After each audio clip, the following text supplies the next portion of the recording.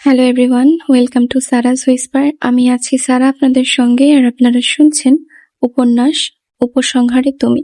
সময় এবং স্রোত কারো জন্য অপেক্ষা করে না। একই বিষয় ঘটেছে নওয়াফ ও চিত্রার ক্ষেত্রেও। দেখতে দেখতে কেটে গেছে পুরো একটা সপ্তাহ। এর মধ্যে বেশ কিছু পরিবর্তন ঘটেছে তাদের জীবনে। শুধু পাল্টায়নি চিত্রার পরিস্থিতি। সেদিন রাতেই পরিচিত জুনিয়রের অনলাইন কোচিং সেন্টারে চিত্রকে ভর্তি করিয়ে দেয় নওয়াফ। চিত্রার কাছে ফোন নেই শুনে নিজের পুরনো একটা ফোনও তাকে দেয়। পুরনো সেট দেখে কোনরূপ রিয়াক্ট করে না চিত্রা, বরং অতটুকুতেই সে সন্তুষ্ট। নওয়াফ ভেবেছিল চিত্রা হয়তো মুখ কালো করে ফেলবে, কিন্তু ঘটনার প্রেক্ষিতে চিত্রার নির্বিকার রূপ দেখে বুদ্ধিমান নওয়াফ বুঝে যায় নিজের জন্য চিত্রার মনে বিতৃষ্ণা জাগাতে সক্ষম সে। ভাবনাটা ভীষণ স্বস্তি দেয় নওয়াফকে। চিত্রা ঝামেলা ব্যতীত কিছুই না তার নিকট। এই আপদ দূর হলেই সে বাঁচে। চিত্রা টের পায় অবহেলার তীব্রতা, তাই তো নিজেকে আরো বেশি গুটিয়ে নেয় সবকিছু থেকে। চঞ্চল চিত্রা হয়ে যায় নিশ্চল। সারা বাড়ির কোথাও শোনা যায় না তার গুঞ্জন। চুপটি করে সারাদিন পড়ে থাকে ঘরের কোণে। মনে মনে ভাবে, কয়টা টিউশনি পেলে মুক্তি মিলবে এই আশ্রয় কেন্দ্র থেকে, কত টাকা আয় করলে 3 বেলার খাবার জোগান দিতে পারবে। এসব ভেবে ভেবেই দিন কাটে চিত্রার। সেখানে আর আলাদা করে অন্য কিছু ঠাঁই পায় না। বাস্তবতার চপেটাঘাতে কল্পরাজ্য এখন বিষাদময় থাকে তার নিকট। চিত্রার ভাবলেশহীন ভঙ্গিমা খেপিয়ে তোলে নাজনীন বেগমকে। মনে করেন নওয়াফকে বশীভূত করতে এমন সহজ সরল সাজছে চিত্রা। এমনিতেই চৈত্রিকার উপরে ভীষণ নারাজ তিনি। তার উপর চিত্রার সতীভাব সহ্য হয় না ওনার। নওয়াফের জন্য তাকে কিছু বলতে পারেননি, তবে ওই রাগ চিত্রার ওপর মেটানোই যায়। উপরন্তু ছেলেকে বশীভূত হওয়া থেকে তো বাঁচাতে হবেই। এসব ভেবে নওয়াফের অনুপস্থিতিতে তার ফ্ল্যাটে এসে নানান কথা শোনান চিত্রাকে। কথার সারমর্ম এমন ছিল, আমার ছেলেকে ধ্বংস করার জন্য জন্ম হয়েছে তোদের। প্রত্যুত্তরে চিত্রা অস্ফুট স্বরে বলে, কি সব বলছে। ব্যাস, এটাই আগুন জ্বালিয়ে দেয় নাজনীন বেগমের মাথায়। গায়ে হাত না তুললেও মুখের কথা হয়ে ওঠে লাগাম ছাড়া। নানান গালিগালাজ শেষে তিক্ত গলায় বলেন, তাহলে ওর ঘাড়ে এসে জুটেছিস কেন? জবাব দিতে পারে না চিত্রা। নাজনীন বেগম আরো 2-4 কথা শুনিয়ে এরপর বলেন, বসে বসে আমার পোলার অন্ন ধ্বংস করতে লজ্জা করে না?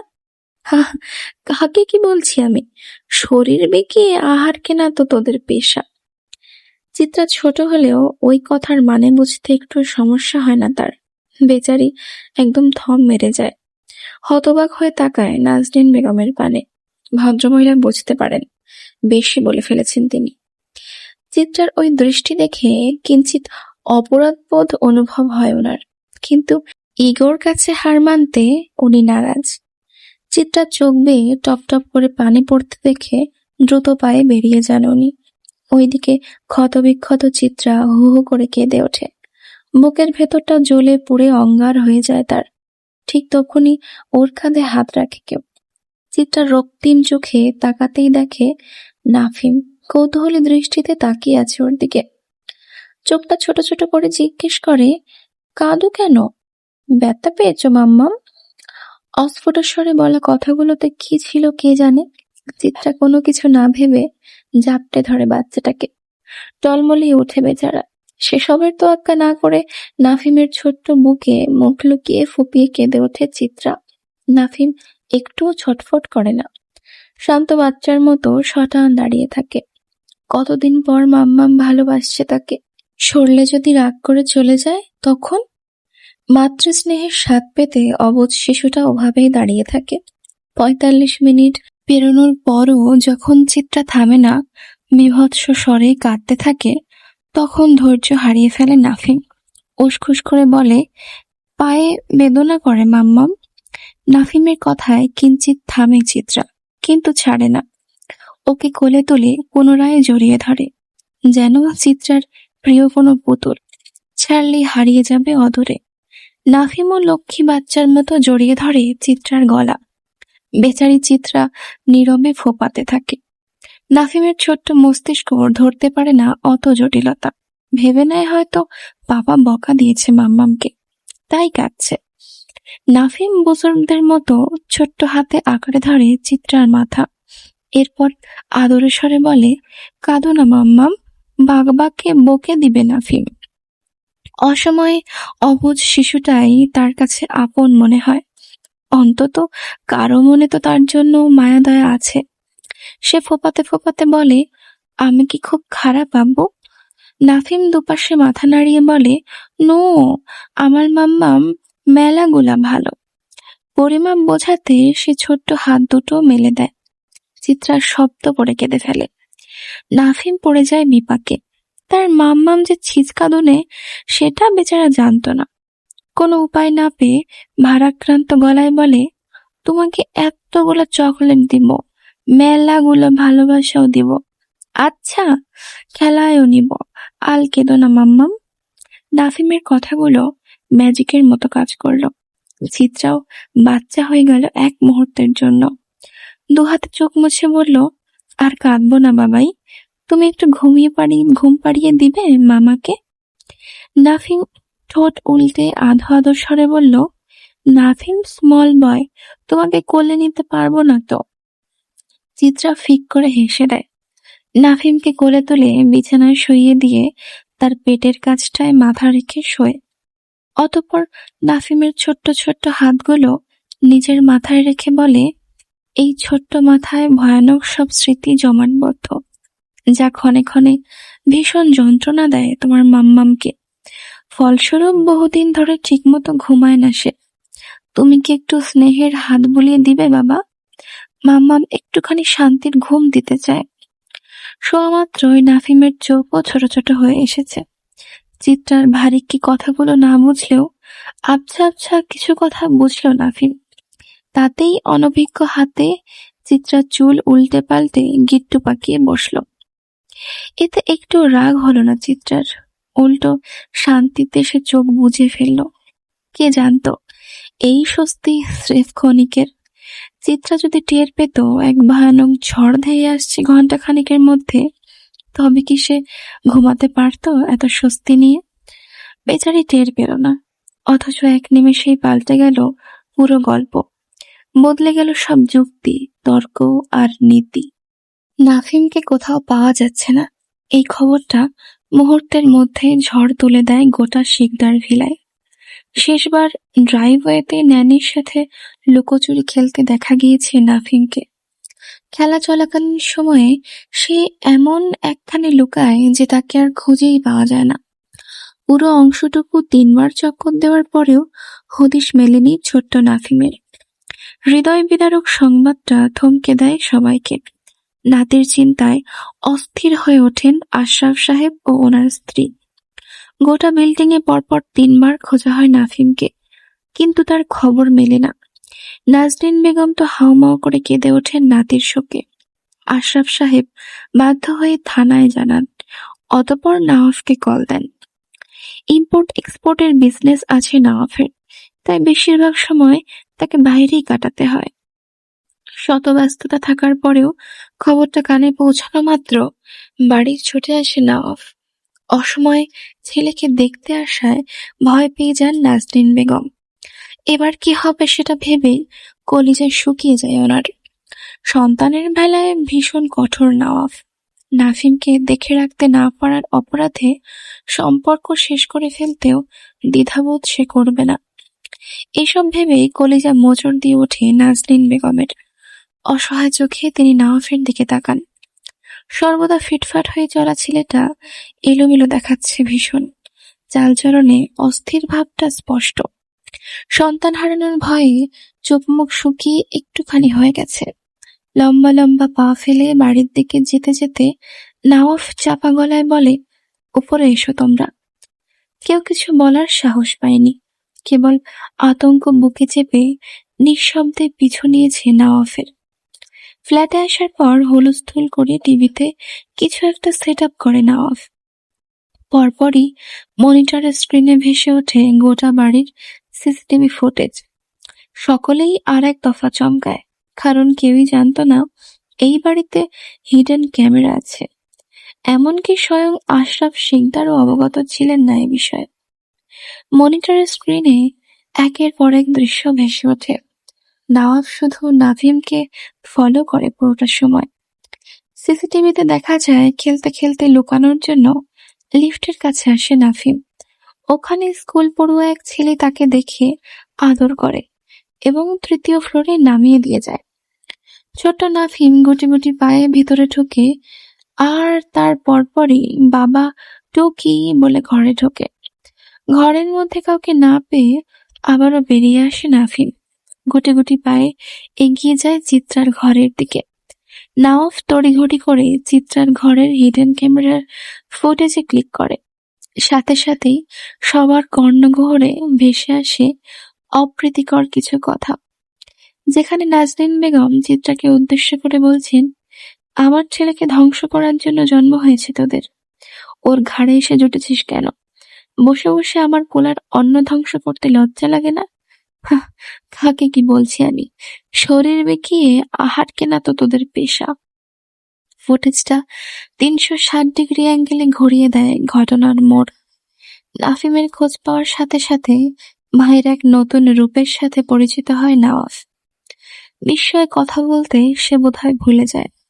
মায়ের দিকে তাকিয়ে অস্ফুট স্বরে বলে, মা? স্ত্রীর করা অন্যায়টা মানতে পারলেন না আশরাফ সাহেব। রাগে গা পিত্তি জ্বলে উঠল ওনার। মেজাজ সামলাতে না পেরে রাগী গলায় বলে উঠলেন, কিভাবে বলতে পারলে তুমি এসব? ওইটুকু বাচ্চা একটা মেয়েকে এসব বলতে বিবেকে বাঁধেনি তোমার? নাজনীন বেগম ফাঁকা ঢোক গিলেন স্বামীর প্রশ্নে। তিনি জানেন কাজটা অন্যায় ছিল, কিন্তু মনকে তো শাসন করতে পারেন না। যখনই মনে পড়ে ওই মেয়ে চৈত্রিকার বোন, তখনই ভেতরকার রাগটা তার মাথায় চেপে বসে। স্ত্রীর থেকে কোনরূপ উত্তর না পেয়ে নওয়াবের দিকে তাকান আশরাফ সাহেব। ভীষণ তিক্ত কণ্ঠে বলেন, খুব শান্তি লাগছে তাই না? লাগারই কথা, তোমার চোখে তো সে অমানুষ। নিজের স্ত্রীর সম্মান টেনে কোন জায়গায় নামিয়েছ সেই খেয়াল আছে? তাকে স্লাট শব্দটা পর্যন্ত শুনতে হয়েছে তোমার ফ্ল্যাটে থাকায়। লানত তোমার উপর।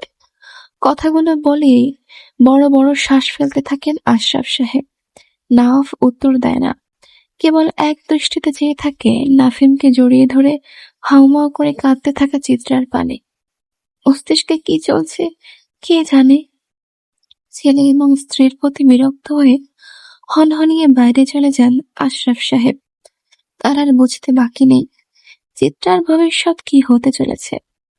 তাই কষ্ট হলেও কঠিন এক সিদ্ধান্ত নিয়ে বসেন মনে মনে। সময়টা বিকেলবেলা। রান্নাঘরে বুয়ার হাতে হাতে কাজ করছে চিত্রা। খানিকক্ষণ আগে ঘুম থেকে উঠেছে ও। অবাক করা বিষয় হলো নাফিম দুষ্টুটা তখনও ঘুমিয়েছিল।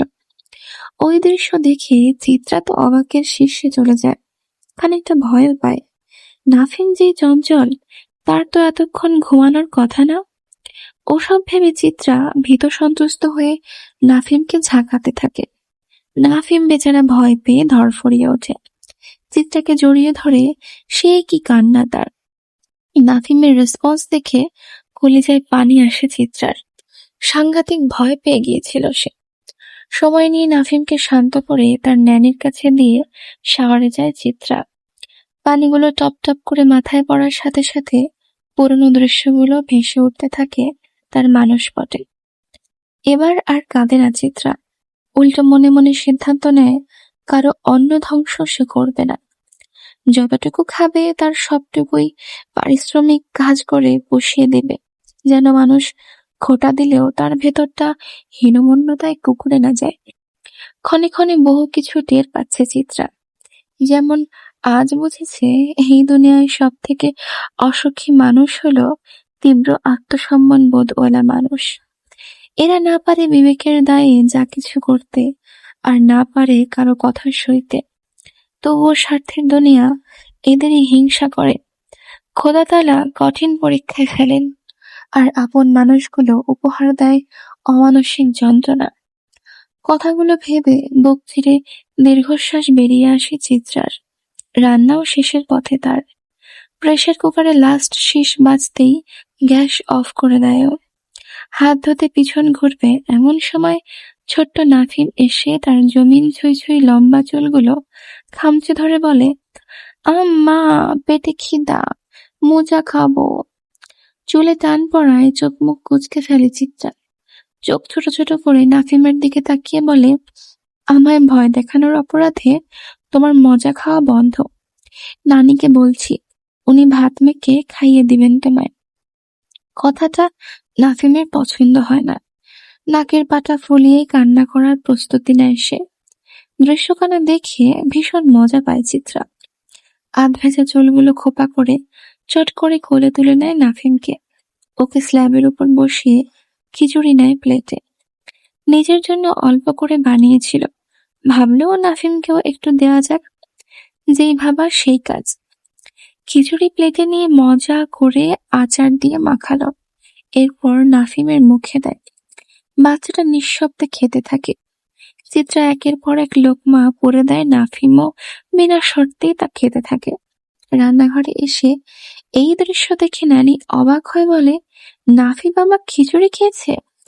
চিত্রা একটু চমকায়, মনে মনে ভাবে বোধহয় কোনো ভুল করে ফেলেছে। তাই আমতা করে বলে, জি। নানি বিস্মিত গলায় বলে, গোটা 3 বছরে আমরা কেউ ওকে খিচুড়ি খাওয়াতে পারিনি। স্যার নিজেও অনেক চেষ্টা করেছেন, কিন্তু সম্ভব হয়নি। আজ কিভাবে কি হলো? চিত্রা অবাক হয়ে নাফিমকে জিজ্ঞেস করলো, তুমি কেন খিচুড়ি খেতে নামবো? নাফিম সরল গলায় জবাব দিল, ইতা পতা লাগে মা। চিত্রা কপাল কুঁচকে শুধালো, তাহলে আমার কাছে খেলে কেন? নাফিম মন খারাপ করে বলে, ইতা না খেলে তো তুমি কাইয়ে দিতে না। চিত্রার মনে হলো কেউ ওর বুকে ছুরি চালিয়েছে। ভাবা যায়, শুধু ওর হাতে খাইয়ে নেওয়ার জন্য এইটুকু বাচ্চা নিজের অপছন্দের খাবারটা পর্যন্ত খেয়ে ফেলেছে। চিত্রার চোখে জল জমল। সে নিজেও তো কাঙাল, তাই ভালো মতো উপলব্ধি করতে পারলো নাফিমের অবস্থা। কিন্তু চিত্রা যে চায় এমন কিছু না হোক। মাত্র অল্প কয়েকদিনের মেহমান চিত্রা। সে চায় না নাফিম তার ন্যাওটা হোক। অলরেডি অনেকটা অ্যাটাচড হয়ে গেছে। চিত্রা জানে এটা নিয়েও তাকে কথা শুনতে হবে। এসব চিত্রা আর চাইছে না। আগামী 6 মাসে কঠোর ব্যক্তিত্ব বরণ করে নিতে চায় সে। হতে চায় পাথরের মতো শক্ত। নাফিম নামক পিছুটানের জন্য নিজের ভবিষ্যৎ বিসর্জন দিতে সে রাজি নয়। একদিকে বিবেক, অন্যদিকে আবেগ। দোটানায় পড়ে নিজেকে পাগল লাগে চিত্রার। খিচুড়ির প্লেট রেখে ফ্রিজ থেকে একটা আইস ললি বের করে নাফিমের হাতে দেয় চিত্রা। অতঃপর কান্না আটকাতে অন্য পাশে ফিরে খিচুড়ির প্লেট ধুতে থাকে। ওদিকে প্যাকেট হাতে নিয়ে বসে থাকা নাফিম চিত্রার মুখ পানে চেয়ে ঠোঁট উল্টে ফেলে। বাচ্চাটার বুঝতে বাকি থাকে না মায়ের মন খারাপ হয়েছে। সে আধো আধো বলিতে বলে, আম্মা, নাফি খিচুড়ি খাবে, আর দুষ্টু করবে না, তুমি দুঃখ পেও না। বলতে বলতে কেঁদে ফেলল। চিত্রার নরম মন কি আর সইতে পারে সেই আর্তনাদ? সব ফেলে সেও নাফিমকে বুকে জড়িয়ে কেঁদে ফেলে। নাফিমের ন্যানি উপস্থিত ছিলেন সেখানে। উক্ত দৃশ্যখানা ওনার চোখে জল এনে দেয়। বয়স্ক মহিলা বুঝতে পারেন বিরাট বড় ভুল করছে নওয়াব। চিত্রাকে মেনে নিলে খুব সুন্দর একটা সংসার হতো তাদের। ঘড়ির কাঁটায় তখন 5টা বাজে। সারাদিন ঘরে বসে থাকায় দম বন্ধ লাগছিল চিত্রার। গ্রামের মুক্ত পরিবেশে বড় হওয়া চিত্রা বদ্ধ জায়গায় বন্দী হয়ে হাঁপিয়ে ওঠে রীতিমতো। তার অবস্থা দেখে নাফিমের ন্যানি বলে, আপনি চাইলে ছাদ থেকে ঘুরে আসতে পারেন ম্যাডাম। উপরে খুব সুন্দর ফুলের গাছ আছে, সেখান থেকে গোটা শহরের চিত্র দেখা যায়। বর্ণনা শুনে কিঞ্চিত লোভী হয় চিত্রার মন, আর তাই নাফিমকে নিয়ে দুজনেই যায় উপরে। কথায় কথায় হুট করে নাফিমের ন্যানির সাথে ভাব জমে যায় চিত্রার। ভদ্রমহিলা জানান তার নাম জেসমিন। স্বামী মারা গেছেন অল্প বয়সে। ভদ্রলোককে ভীষণ ভালোবাসতেন তিনি, তাই আর কখনো কারো প্রতি আগ্রহ জন্মেনি ওনার। দীর্ঘ কয়েক বছরের সংসারে কোনো সন্তান ছিল না তার, তাই পেটের দায়ে এবং একাকিত্ব কাটাতে এই পেশাটা তিনি গ্রহণ করেন। ওনার গল্পটা বেশ প্রভাবিত করে চিত্রাকে। সে ভাবছিল তার মতো দুঃখী আর একটাও নেই, অথচ মানুষ এর চাইতেও খারাপ পরিস্থিতিতে আছে। তার ভাবনার মাঝে জেসমিন বলে ওঠে, 5:45 বাজে ম্যাডাম, স্যারের আসার সময় হয়ে গেছে। ঘরে ফিরে নাফিম বাবাকে না পেলে উনি রেগে যাবেন। আজকে তো আবার আরেক কাহিনী হয়েছে। জেসমিনের থেকে সবকিছু শুনেছে চিত্রা। শুনে দীর্ঘশ্বাস ফেলেছে কেবল। তার কপালটাই এমন, কিছু না করেও দোষী হতে হয়। আজ হয়তো আরেক সুনামি যাবে। নাফিমকে নিয়ে নিচে নামতে চাইলে সে যাবে না বলে জেদ ধরে। চিত্রা বুঝিয়ে শুনিয়ে এরপর তাকে কোলে নিয়ে নিচে নামতে থাকে। নাফিম কি আর ভদ্র বাচ্চা? একদমই না। মাম্মা পেয়ে তার দুষ্টুমি হয়েছে আরো লাগাম ছাড়া। চিত্রা শেষ সিঁড়িতে পা ফেলবে এমন সময় মেইন দরজার সামনে এসে দাঁড়ায় নওয়াব। তাকে দেখা মাত্রই বাবা বলে সাংঘাতিক এক চিৎকার দেয় নাফিম। সাথে সাথে পা হড়কে যায় চিত্রার। মুখের ভরে পড়তে নিবে এমন সময় মা ছেলেকে আঁকড়ে ধরে একজোড়া পুরুষালী হাত। সেকেন্ড কয়েক ওভাবেই কাটে। আতঙ্কে চুবুথুবু চিত্রা খামচে ধরে রাখে সামনের জনের পিঠ এবং বুকের পরিচ্ছদ। নাফিম বেচারা ভয় পেয়ে চুপসে যায়। ওদের আগলে রাখা নওয়াব আলগোছে একটা স্বস্তির শ্বাস ফেলে।